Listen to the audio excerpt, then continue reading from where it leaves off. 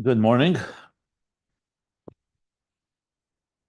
Continuing along, reviewing and summarizing and concluding the conclusion of Hemshech Ayin Beis. We're in volume 3. We are on page 1470.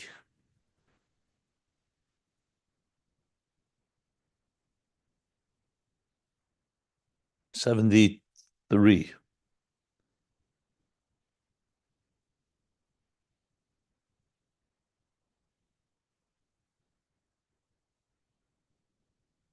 Yeah. So let's review what we've been learning. So after explaining basically the two levels of divine energy, one that manifests within existence and relatively has some relationship, even though it's not impacted. The Ur and Malchus is not impacted, though the Kalim are. And then there's the level of Elikus that's beyond and completely not direct relationship with existence. So after learning about those two levels, excuse me, and explain the Yichud, that because God is unchangeable, immutable, so he is exactly as he is before creation, that's how he is after creation. Atahu achlei nivra elam, atahu mishanivra elam. Because all creation comes through ha'ara, reflection, and the reflection does not affect the source. Unlike the philosophers that see existence as yesh mi yesh, much more closer relationship to the creator, and that's why they struggle with that question about shini and ispalis, about impact, where the fact is it's not that way. The emes is it's yesh ma'ayin. So b'chol hanal, he says, now we'll understand the two levels of yichud, yichud Elyon, yichud tata, which are a result of two perspectives.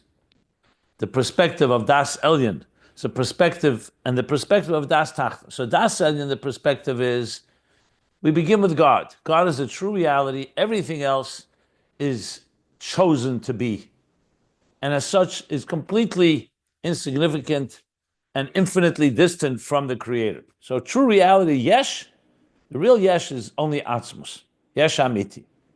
Everything else is ayin.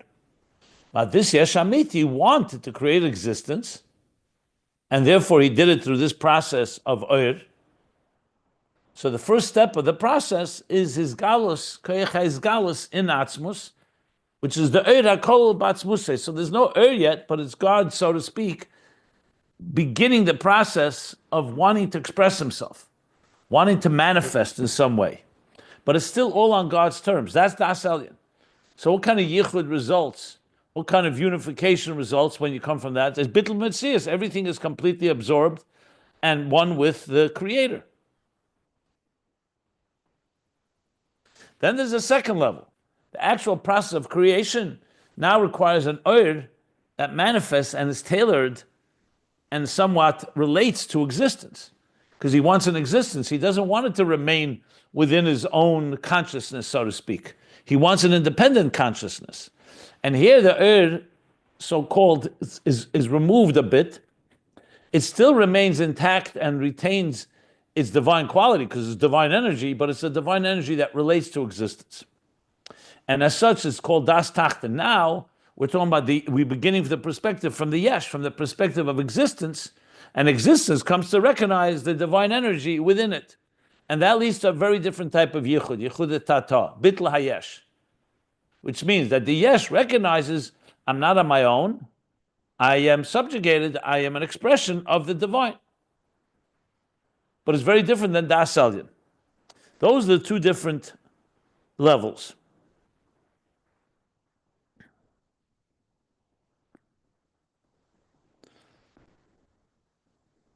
Just making sure I want to make sure I cover everything. Yesh.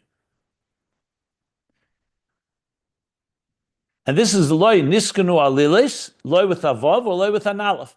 Loy with an aleph means he's removed from it. Loy. He's beyond the affairs of existence. And the loy with a vav means he's engaged with it. Now, the next paragraph, the bottom of 1472, what I just summed up was the middle paragraph of 1472. In the bottom, he said, so how, in a logical way, does it move from the divine energy within the core, the Akol Batzmusei, to an that relates to existence? So he says, here we have a Parsa. Now comes a partition, a curtain. So to make sense of it, God created a partition that in turn becomes like an interface, like Nartik Hashemesh, like the shell or the outer layer of the sun.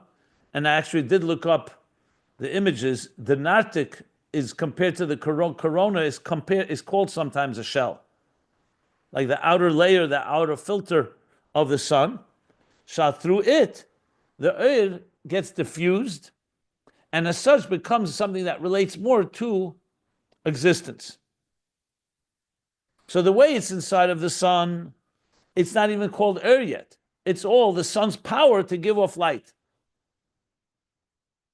And it's the nartik, it's the shell, the sheath, that causes it to become a light that can then extend and actually shine to the earth and illuminate the earth. Same thing with Elikus, that the divine energy within the core is not yet Eir, Bitlov, Daas, Elyon, Yechudei Allah. HaOir, the Elikisha, Nasa, Mokel, the Parsa, Mafsekes, that's the Parsa between Atzilus and Bina. So therefore, Atzilus would be a world of Achdus, everything is Batel Miyuchad, the level of Eir, Kol Batzmusei, Atahu Hashem levadecha, and then when it comes into Biyah, that's when it becomes like an air outside of the sun. That's when the air is relating to existence, and that's Yichud Das Tachton Yichud Tata. In the parentheses, he clarified that l'cheira Atzilus is not Kol Batzmus. Atzilus is already an existing entity. So he began by explaining Atzilus the Klolos, that even lifnei Tzimtzum, there's also two levels. Everything Batzmusei, there's two levels. There's the air that God, like I said before, that he wants to express himself, wants something to become revealed, which is still the air kol Batzmusei, air l'hoyer l'amei l'Atzmei. And the second is the air, which is still within the core, but he's designating it l'hoyer ela elamis. Like he said, that's the word. And that's called, as Pasha said, all within the Eir HaKol Batzmusei itself. And that second level is called Atzilus the Klolos, because it's already within the divine energy itself. There's a divine energy that's just God wanting to express himself. So it's still focused on the God's expression. And the second is what type of expression that relates to existence, but all within the Etzem. And that is the difference. That's Atzilus the Klolos, which is the level Bechinas is Galus Chutz Latzmusei L'Tzedek HaElemis, but it's still called Batzmusei. And that therefore is the Mokir of Mamala Kalalman, only a Mokir, but it's because it already has, you could say, it's capable of becoming the root of the energies and the containers. Those are the 10 hidden spheres. And the same idea is Atzilus the Proteus. Atzilus the Proteus compared to Biyah is a world which is a mamutza in order to create the revelation of the divine in existence and in order to create existence. Why? Because Atzilus is essentially an expression of the divine. Eid Ein Sof HaMaitzel. But it's Hashayach Ele Elamis. But it's still not, you see a mamish, Chutz Atzmusei, everything is still within Atzmus Eid Ein Sof, but it's the Gili Batzmusei in order to create the worlds. And that's why on that level, it's still called, the bittul is Yechudei Allah, Kula Kamei Kala.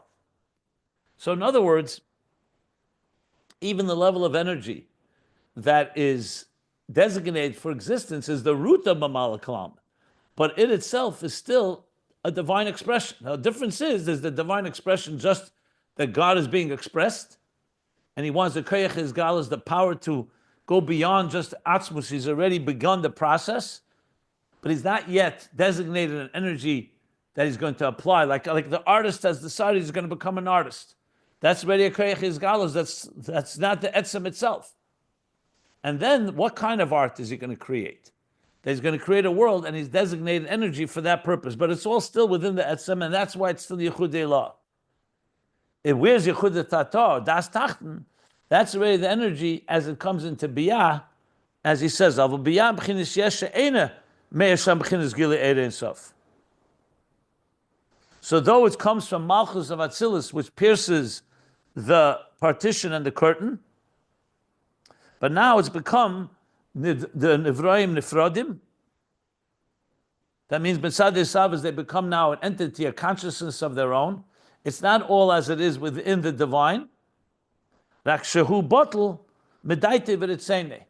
So what's the bittul here? It's not a bittul b'meila. It's not automatic because it's coming from the divine. It's because the yesh itself is coming to recognize from its own volition, its own das, its own awareness and ratzon, desire, kabol sel malchus shamayim, to be bottled to the source,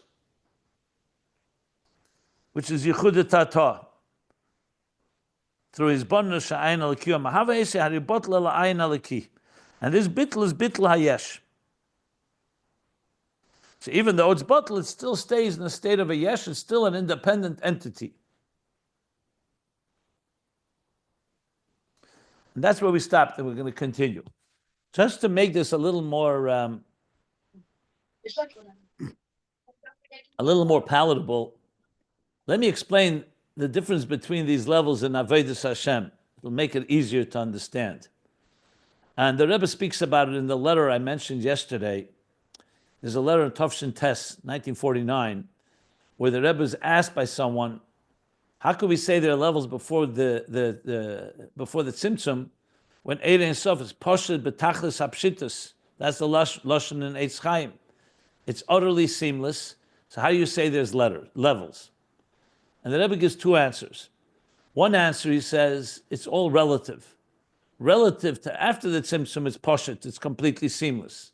But the finite Tzimtzum itself, there is the concept of God himself envisioning and so-called establishing the roots of existence. So there are subtly levels within God, within the Etzem itself. The Eira Kol B'Etzem, I should say. The second answer the Rebbe gives is Be'emek Keser. He says that that even though there are levels, but there, what you feel is only Atzmus. So let me explain how the Rebbe explains it in Avodah. When we do mitzvahs, so we're expected to do a mitzvah according to the exact specifications that the Torah tells us, which means on Pesach you eat matzah. That's the mitzvah. It's not a mitzvah to eat matzah after Pesach or before Pesach. On Shavuos there's different mitzvahs. On Sukkot other mitzvahs. And then eating matzah itself, there are many detailed and specifics. And the same thing, putting on tefillin, kashrus, Shabbos, all the mitzvahs that we wear, tzitzis, everything has its structure that the Torah tells us. At the same time, all the mitzvahs are Ratzon Hashem, are God's will. And in that, there's an they're equalized. That's why the Mishnah says, Al tehei adam shekel b'mitzvah kala k'b'chamura. You shouldn't measure and weigh the different mitzvahs. Say this mitzvah is a more intense mitzvah, a more lenient mitzvah, and this one's a more harsh mitzvah. Harsh is not the right word. I'm looking for the right word. Because they all are Ratzon and Elyon. And that's an equalizer. So when a person does a mitzvah, what do you feel? Do you feel the difference between the mitzvahs? Or do you sense that they're all God's will? So when you make a bracha, you see both parts. You say, for example, Baruch atah Hashem Elokeinu melech ha'olam, asher kedeshanu b'mitzvos v'tzivanu. Up to that point, all mitzvahs, you all say that introduction. That's an equalizer. They're all God's will. Asher kedeshanu, that He sanctified us with the mitzvahs that He commanded us. And then you say, La niach tefillin, ala tifas talis, ala chilas matzah. So the fact is that we really need both things. To use even a more simpler, even a more balabatish example, think of a business. a business that has many different departments and many different employees. So we know every department has to focus on their particular function. The accounting department is not the production department. The production department is not the marketing department. And the marketing department is not the sales department. Different strengths, different functions, and so on. And yet, to make sure it's a cohesive unit, you need to have people who manage and make sure that they're all coordinated. Like a symphony. You can have 100 different instruments, 100 different musicians with different instruments, but you need a conductor to make sure it's all coordinated in one synchronized harmony. So when the Eibishter created the world, he wanted to embed all the capacity for all of this, for all the above. On one hand, he wants a dira b'tachtenim. Tachtenim is plural, not one tachton, many. We have a multitude of billions and trillions and zillions of details in existence. The cells, the DNA, the atoms. If you break it down in more general terms, the structures, the limbs and organs of a human body, all the different species in existence, Demem, Tzemeya, Chai, Medaber, and in each one of them there are millions of different categories. So there's a lot of details in this world. That's Tachtenim. And at the same time he wants a Dira lo yizbarach. Dira is Lashon Yachid, one home. Doesn't say many homes. That one Hashem Echad should reside, should dwell comfortably in all the details of existence. So of course the obvious question is, how can you reconcile those two? These are fragmented details that don't seem to have a connection one to the other. And here you have one Hashem Echad who wants to have a dira in all of them. So it's the same idea. You see in nature, one body with all the systems, but it's one entity. And that's what he wants us to do, is to come into this world in a neshama beguf, a soul in the body. Each of us is allocated with a certain part of our corner of the world, with all the details of it, the details of where we're born, what family we grow up in, what schools we go to, the activities we're involved in, the food we eat, the places we travel to, our homes, everything. And as we grow older, the work we do, the homes we build, everything in your life is all allocated to you, for you to take all those details and you be the conductor and align them all to Ratzon Hashem. So in order to do so, you need two things. One is to focus on the details. It's very different how you align, let's say, eating a meal or going to work, different functions, like different departments. Or the same thing, so you have different mitzvahs. You have mitzvahs that are associated with eating a meal. You have mitzvahs associated with giving tzedakah and other aspects of our lives.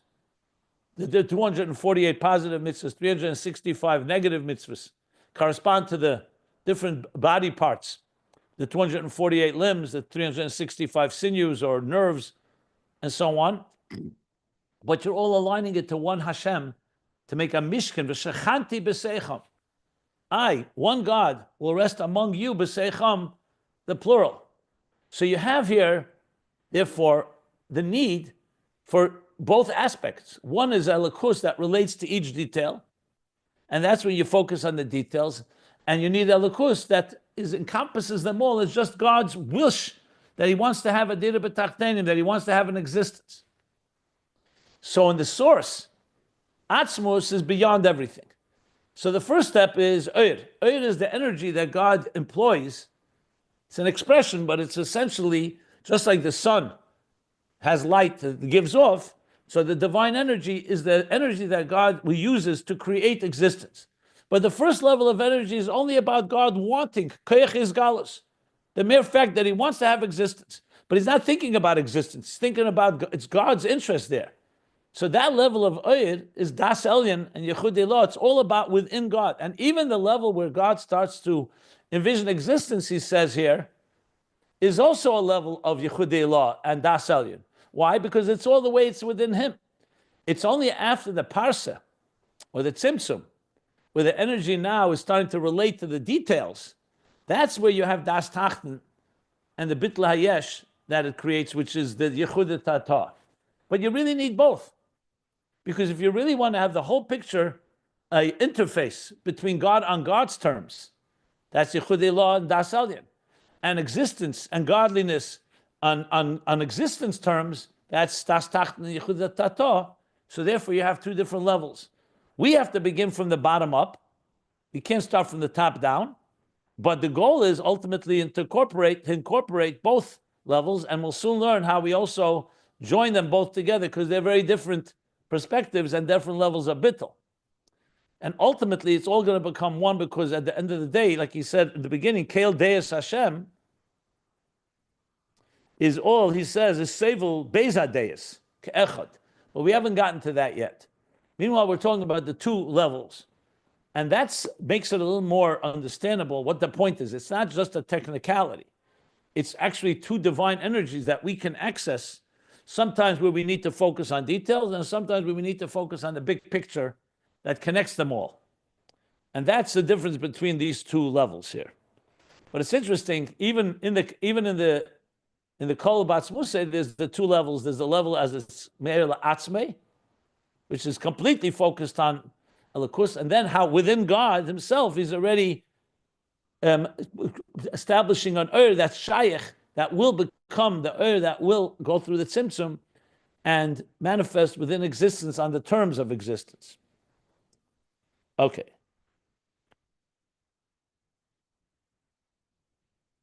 So let's continue now reading inside, unless somebody wants to ask something. But haven't finished the subject yet. So he's going to continue. We're 9 lines from the bottom of page 1473. Can I ask a question? Yeah, sure.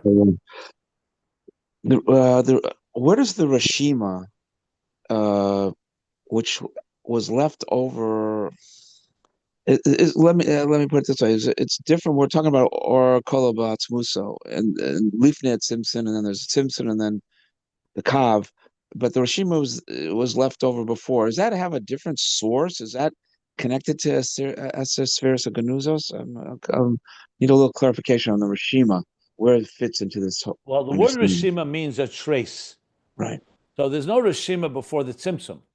Tzimtzum says, in Eitzus Chaim, the Arizal says, that though the Tzimtzum concealed the Oyer, still it left a trace, an invisible trace, basically. That's the language in Kabbalah. So what is it a trace of, is the question. So earlier in Ayin Beis, here in volume 3, elaborated at length. I gave a series of almost, I think, 8 classes in My Life Chassidus Applied explaining the Rishima, because Rishima is a complicated sugya, and it actually also evolved. The Rishima is the way it's in Arizal, and then how Chassidus Chabad explains it, it began to develop the Rebbe, the Alter Rebbe, the Tzemach Tzedek, the Mittler, the Rebbe Marash, and the Rebbe Rashab. Rebbe Rashab essentially says the Rishima, and I'm just being very, very brief here, is number one, it's a trace of the Oyer before the Tzimtzum. But primarily the Rishima is the Sheresh HaKelim, is the Koyach HaGvul that was there before the Tzimtzum, but it was concealed because it was so-called overshadowed by the Koyach HaBligvul. It's like the Oyer before the Tzimtzum encompassed everything, like he said now, Sheresh HaEris, Sheresh HaKelim. But once the Tzimtzum takes place, then what emerges is the Rishimu, even though it's not revealed, but it's a force that remains, that will become, once the Oyer returns, the Kav returns, it will activate the Rishimu's power to create Gvul, the Kelim. So the Rishima essentially is the root of the containers, whereas, and that's all obviously originates before the Tzimtzum. And what we learned earlier as well is that the Rishima is rooted in the Helam Ha'atzmi, whereas the Oyer is rooted in the Gili HaOyer. In the context of what we're learning now, when God, the Oyer HaKol, it's koil everything. It's koil what would become the Rishima too. He says clearly, Sher She HaKelim, if you look here. Because the Kelim don't have any other, there's only one God. It's just the question is, what track? Is it coming from the track of Gili, or is it coming from the Koyach HaHelam of Ein Sof? Both are existent before the Tzimtzum. And is it coming from the Koyach HaGili Meir La'atzmai, or is it from the Koyach HaGili that relates to existence? So the Rishimu is one of those tracks. It's without going into more detail how it relates, but basically, if you think of Eris and Kalim in Atzilus, the Rishima would be the root of the Kalim, and the Kav, which originates from the before the Tzimtzum, would be the root of the So they both rooted before the Tzimtzum, and that's the general picture. Yet we say that the But I Rishima don't. is But from. being that he's not talking about the Rishima who, I would just Okay. refer you to the pages where he does discuss it. But since you asked, I gave a short answer. What were you saying? No, I was just going to say that since the Rishima is from Helama, its Makor is a Helama Atzmi. Do we say Okay, that so the now this is Helama where Atzmi? I don't want to go further into this You don't because want to we're go going into off Okay. the topic at hand. I- I'd refer you to earlier pages where he discusses. If you want to know the page numbers, I can give them to you. And there we learned about them at length, as well as I said, I've talked about it a number of times in different classes. You want the pages or you're not?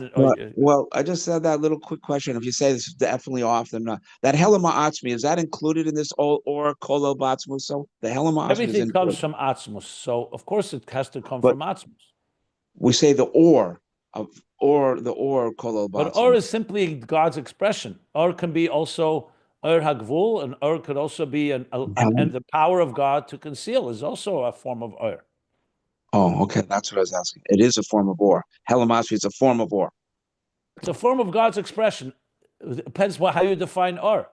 If you find Or as Gilui, it's one thing. But like he said here, Or Kol Batzmus, it says it's not even the category of Or yet. It's all God's power to express. So there's the power to reveal, the power to conceal. But he's not discussing here that distinction because it's not relevant here.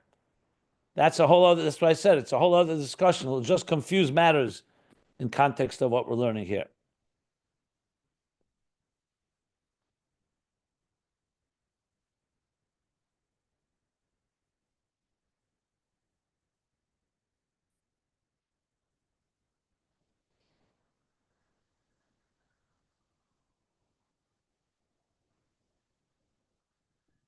And especially here, the main point is ultimately to lead to a bittul of the two levels of bittul that we're talking about. So to continue 9 lines from the bottom of page 1473, and the pages can be found at ayinbeis.com. He says, "V'kol zeh," meaning all this that we're talking about, the bittul hayesh, or yichud tata, that comes from Daas Tachton.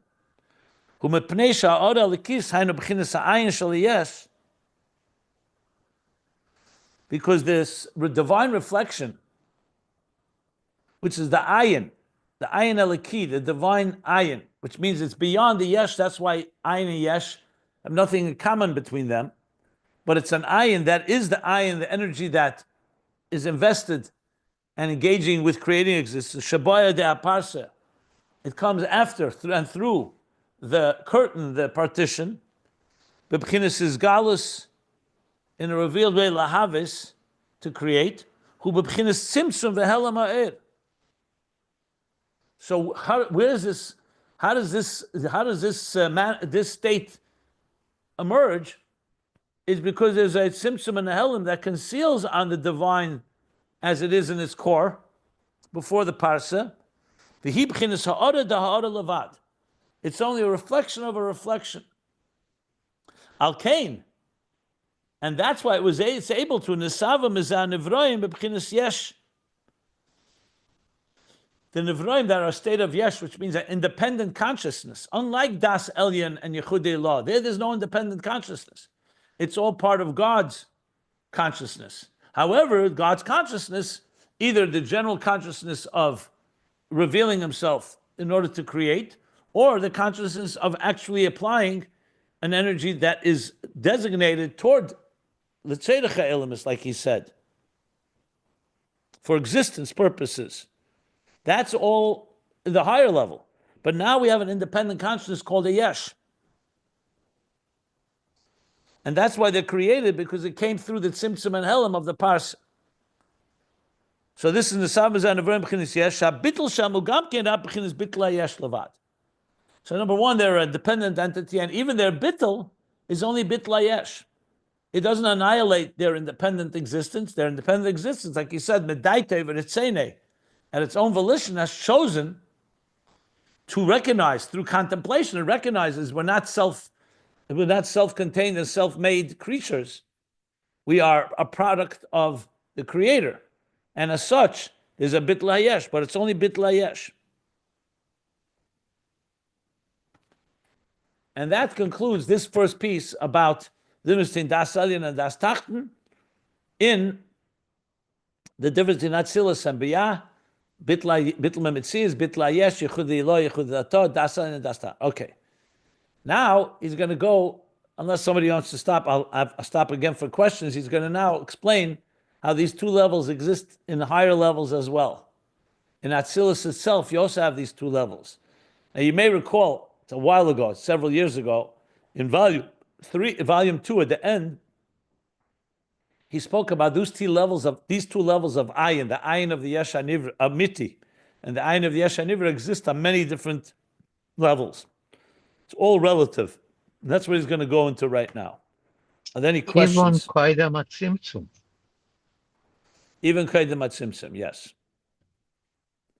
He essentially said it already, except he was talking in comparison to Bina. You can say the ayin of the Yesh HaMiti is the Elyon Atzmei, and the ayin of the Yesh HaNivra is the Elyon, let's say, the Che'elamis. We'll see where he goes here, how far he goes, but it definitely said that earlier, and now he's going to bring it into the picture here as well.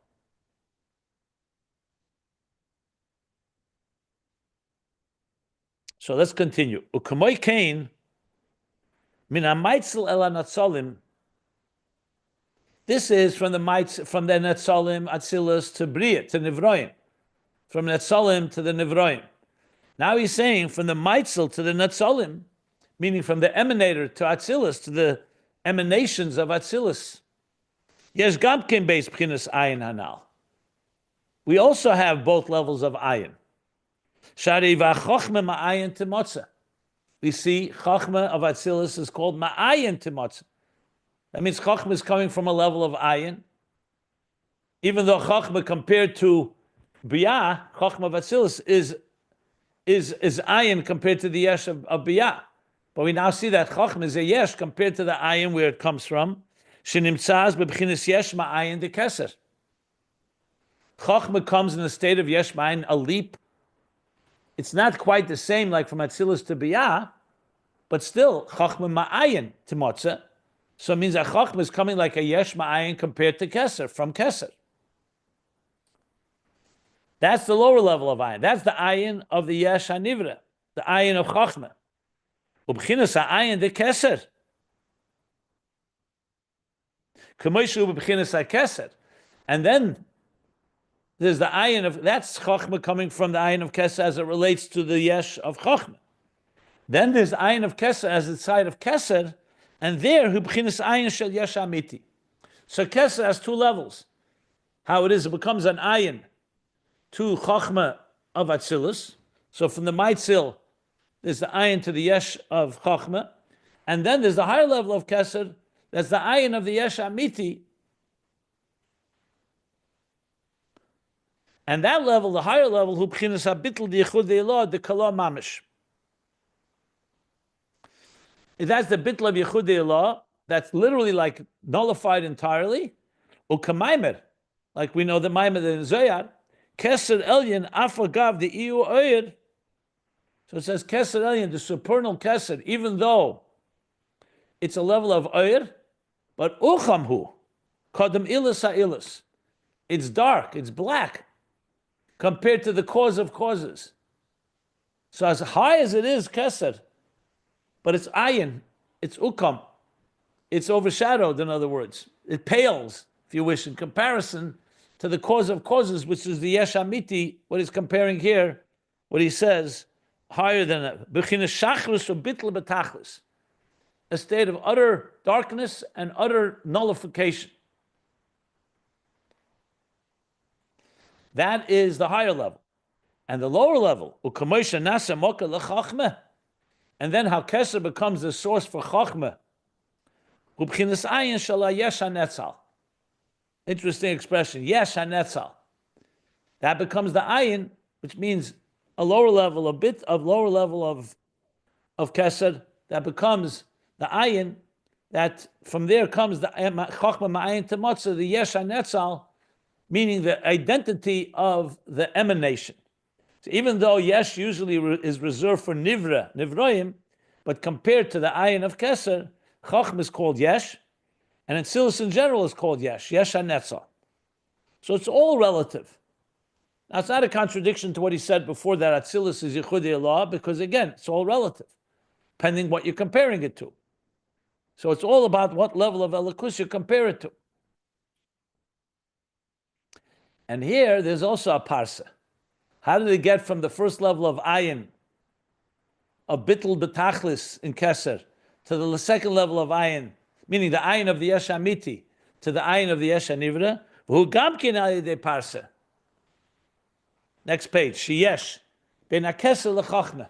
This too comes through a parsa, through a partition. There's another more subtle and sublime partition between keser and chochma. Top of page 1474. Even in Atik? He doesn't say Atik, he says in Keser. Between Keser and Chochma, there's a parsa. Yeah, but he's Keser is talking... made up of Atik and Arich. Between Keser, meaning Pashtus, Arich and Chochma, but between Keser and Chochma, there's a parsa. So my question is, maybe in Atik also? Maybe. That you have to go back to what he's going to say now. Commotion is barely ill.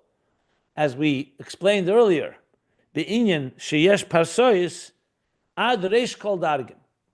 So earlier in volume 2, and I can give you the page number, page 876 and on, and 956 and on. He discussed at length how this parsois higher and higher to the highest levels. So you can look up there, and he talks there about all the different partitions. Like you see in the human body, he talks about the diaphragm, talks about the throat, talks about the membranes in the mind. Ultimately, there's a parsa between all levels, because that's the parsa that allows a certain divine level to be diffused, and through tzimtzum, to be diminished, to be able to go to the next level. And now he brings one more distinction, one more partition. Correct. 876 and 956. And yes, and on. Pages afterwards is it's that link there. 876 and 956 and 9, yeah. Volume 2. V'chein, Bina el Midos. Now he's going lower. This was Chochma to Keser. Now he says between Bina and the Midos. Bina is Em Habanim, is the mother of the children, which is like the mother that gives birth to the children, is like the mind. Bina, the contemplation of Bina that gives birth to the Midos of Zah. Yesh Gamkin Parsa. There's also a Parsa, another partition. Shaydezeh mi bara Ela. That causes, when you say Su Marim Menechad, mi bara Ela, mi is Bina. Bara Ela is Lamed Vav, Gematria Lamed Vav, which is 6 times 6 Midos Zah. So Bina gives birth to Ela, mi to Ela, and there's a parsa there too, and it's called Bara. See again, a Yesh and Ayin, Bria, between Bina and the Midos. She has Bezegam Ken Beis B'chinas Ayin Hanal. This too also has 2 levels of Ayin: the Ayin of Bina within Bina, and the Ayin of Bina of the Yesh of the Midos of Zah. And now he goes even further higher, all the way back to the beginning of Ishtalshalos. He says, he said, this is more when you break it down. And in more general terms, on the macrocosmic level, the line, the kav chut, the stream of energy that comes after the tzimtzum, that's nimshach from Erein Sof before the tzimtzum.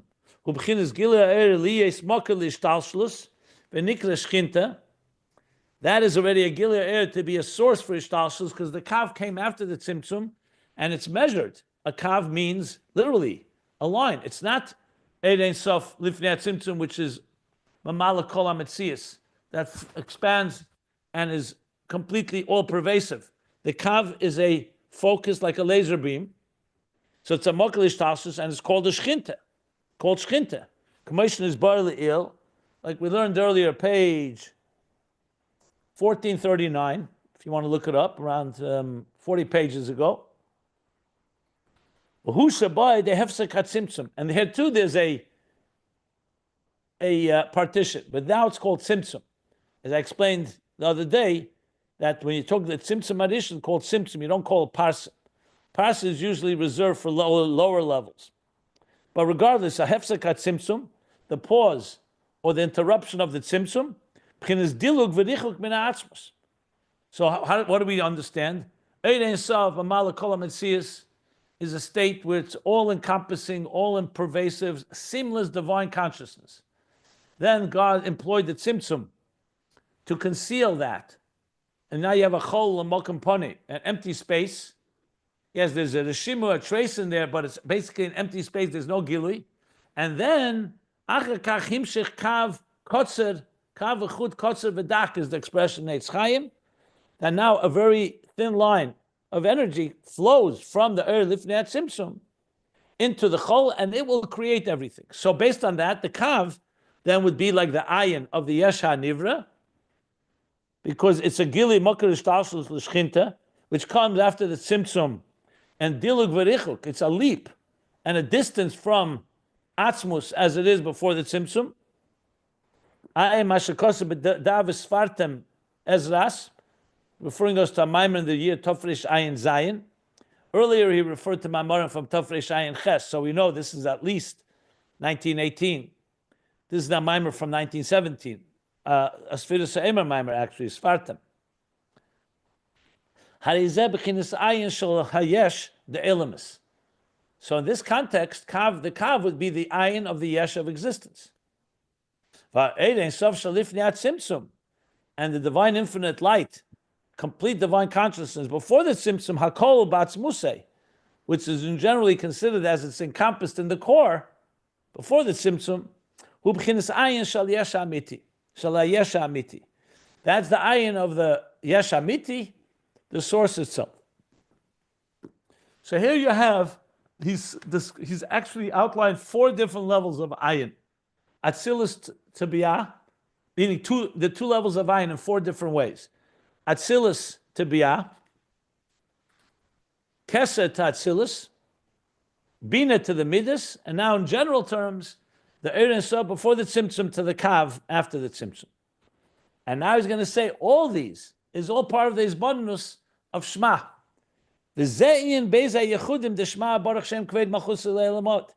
And these 2 levels are the 2 Yechudim, the 2 unifications, Yechud Elo, Yechud Tato of Shema, and Baruch Shem, Kved Malchus Leilam Vod. The Hashem Echad in Shema, Hu B'chinas HaBitl D'Yechud Elo. In Shema, the Hashem Echad, this is in comparison to Baruch Shem. That's the Bitl of Yechud Elo, the higher level of Ayin of the Yesh Amiti. That's completely all about godliness. V'hainu B'chinas HaAyin Shal Yesh Amiti. That's the Ayin of the Yesh Amiti, Yechud Elo. The kol mashinisav akol b'chinas ayin mamish blishu mitzias klal. From that perspective of Daas Elyon, everything in existence is mamish ayin, is meaningless, is nothingness, doesn't have any existence. All it is God's power to create. U'baruch Shem kved malchus leilam vod. The second stage, hu b'chinas malchus Shem kved malchusei malchus, is malchus b'chinas ayin shel yesh de elamis. This is the ayin of the yesh de elamis in all levels, whether it's biyah, whether it's malchus as it comes into biyah, whether it's keser coming into chochma, whether it's bina coming into midos, or whether it's the Elyon Sof coming into the kav. Sheyesh b'chinas mitzias, there is a mitzias, the b'chinas bitla yesh, and it's in a state of nullified to godliness, but it's still only bitla yesh, not bitla mitzias. And that's Shema and Baruch Shem. Earlier he said that in Shema itself you have these two levels as well, Hashem Elokeinu and Hashem Echad. But here he doesn't mention that second interpretation, but earlier he did. So there you have the two Yechudim, the two Daas, Daas Elyon and Daas Tachton. He hasn't yet discussed them joining together. That's going to be the next paragraph. Let me stop here for any questions.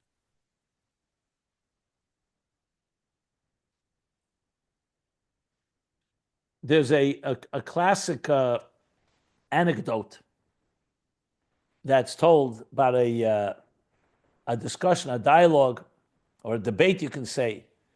They say a chassid and a misnagid. You could say between a chassid and a philosopher, however you want to describe it. And they're discussing about the existence of God. So the chassid, of course, is arguing that God is reality and God exists, and that's that. The skeptic, I like to usually say the believer and the skeptic. The skeptic is questioning the existence of God. We don't see God, we only see existence. After a long debate back and forth, the anecdote goes like this. Finally, the chassid, exasperated, says to the skeptic, he says, I envy you.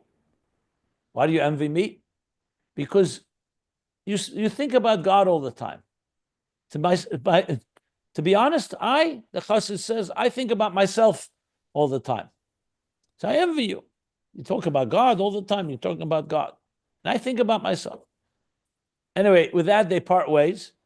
The skeptic was very flattered that this great chassid is giving him such a compliment that he thinks about God all the time. And he begins to brag to his friends and to others and to other chassidim. You see, your big rabbi, your big chassid said, I think about God. He thinks about himself. Years pass. Maybe he gets wiser or somebody makes him wiser. And they tell him, you don't understand. The chassid actually insulted you. He was saying, you think about God all the time because you know you exist.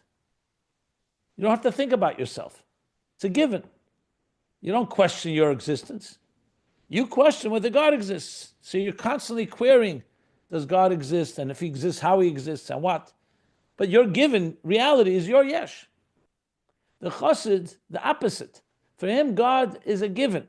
Doesn't have to think about it. It's a given reality that God exists. His question is whether he exists and why he exists. So he thinks about himself all the time. Does he exist? Is it a real existence? And what's the purpose of existence? So this isn't just semantics. It's actually a difference between how we look at what's reality. So if someone were to say to you, reality is the glove, not the hand inside the glove. So we'd all laugh. We all know it's the hand inside the glove. But you can convince yourself it's the glove, because that's what you see, that's what you experience. That's what the Tzimtzum does.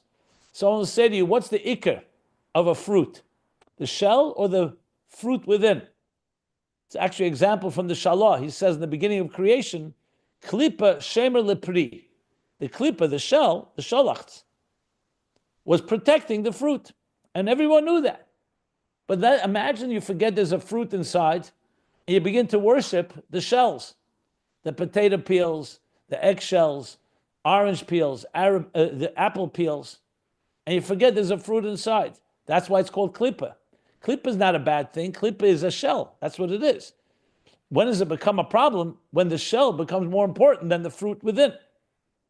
So the world, we look at a whole world around us and we see an existence. For that's a given.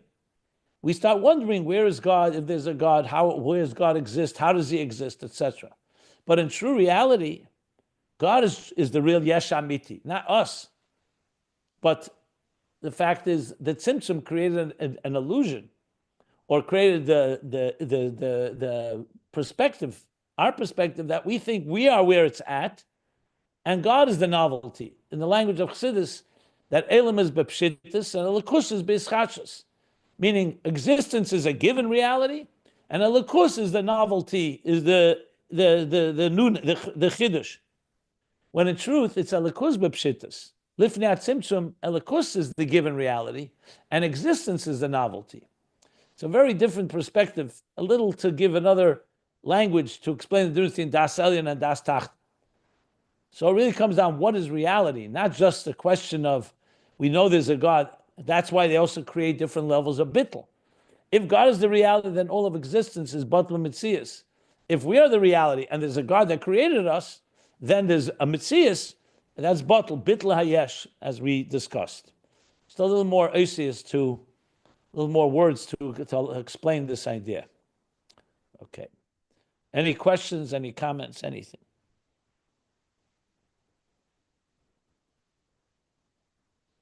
Another anecdote that captures this is the one, again, the believer and the skeptic, they're discussing how would God, if God wanted to destroy the universe, how would he do so? So the scholar knows the Torah, and he knows. He'd bring a flood, like he did the Mabul. Then he would destroy all life. Then he would burn everything, like in Zdoim. And then he'd scatter the ashes, and existence would cease to be. Even though we know in science today, you can't destroy anything. Everything becomes matter to energy and so on. But fine. The Chassid understands if God wanted to destroy the world, all he would have to do is one thing. Nothing. Doesn't have to do anything. He has to stop willing and breathing, and B'dvar Hashem Shemayim, stop saying the Asar B'Amoris, like he says in Shayach B'Amuna, that Ilu, God would stop speaking.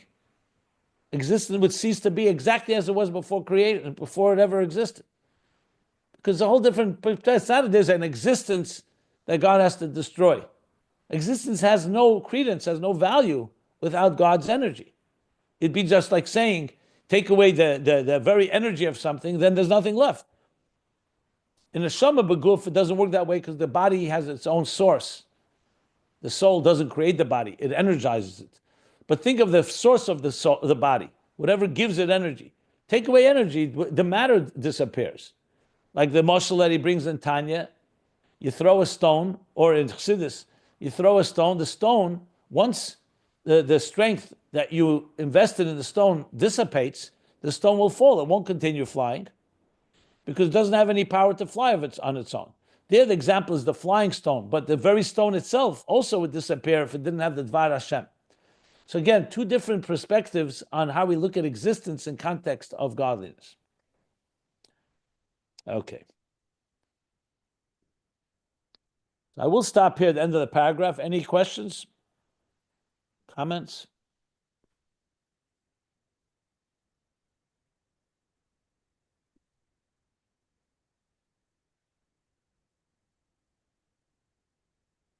Okay. I do about Shema, the Yechudi Allah, Yechudi Tata in Shema Yisrael. Do you want to not talk about that one? We were talking here about Baruch Shem Kavod and Shema, the two levels, but about the one within Shema itself. Can I ask you a question about that, or would you prefer another time? Go ahead. Well, So earlier on page 1472, he said that it's either generally Shema and Baruch Shem, and the Shema itself, it's Hashem Elokeinu, Hashem Echad. That's what you're referring to? Yes. Yeah. Yeah. So when Shema Yisrael, Hashem Elokeinu is Yechudi Allah, in the sense that it's all included in the Shema itself, not including Baruch Shem, and Hashem Echad is Yechudi Tata. Yeah. I've been thinking about how do we understand when we say Hashem Elokeinu? Elokeinu, we always understand. I always understood as the aspect of immanent God, that's within Teva, within immanence. How could Hashem Elokeinu be an example or manifest Yechudi Allah, which doesn't have any aspect of Metzias at all? So how could it relate to Elokeinu? Elokeinu means many things in different places. It's all relative. Elokeinu could be in the Koyeches Galus, that there's Havaya, Hashem would be like the Etzem, and Elokeinu would be his power to express, but it's all still within himself and not as it relates to existence. Oh. It depends how high you go. It's all all relative. And Hashem Echad is already Aleph, Ches, and Daled, 7 heavens and earth, and Daled Ruchas Elyon. Already encompasses a description of existence. Got it.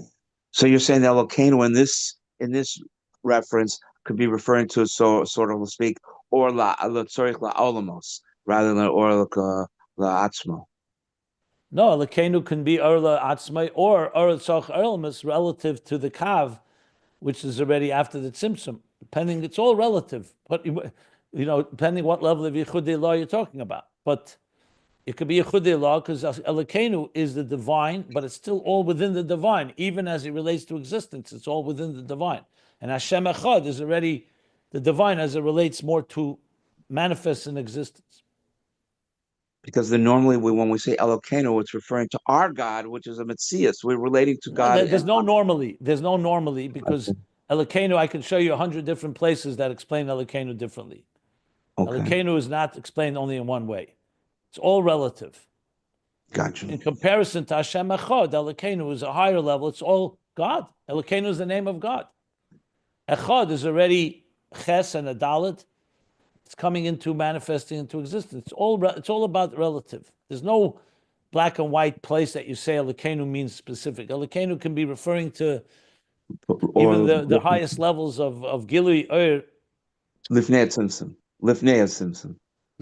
Well, here he explained it 4 different ways. It's either Lifnei Tzimtzum or Atzilus compared to Bina compared to Midos, Keser compared to Chochma. The Ayin of the Yesh Amiti. Yes, but when we talk about Yichudei law, we're talking about Lifnei Tzimtzum. So Yichudei law, he just said 4 different explanations. 4 different. Okay, but one is Lifnei Tzimtzum compared to after. There's another Atzilus compared to Bina compared to Midos, and Keser compared to Chochma. And all of them, he said, you could apply Yichudei law. It's all relative. All relative. So that's the answer a lot. It's all relative. So from this, we have a proof that Einstein was truly a chassid. Theory of relativity. I guess you could say that. You could say that. Joke. I meant it as a joke. No, I understand. Okay. So we'll stop here.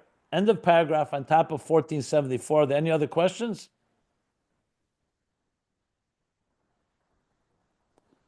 Okay, end of paragraph, top of 1474. Okay, I'll stop the recording.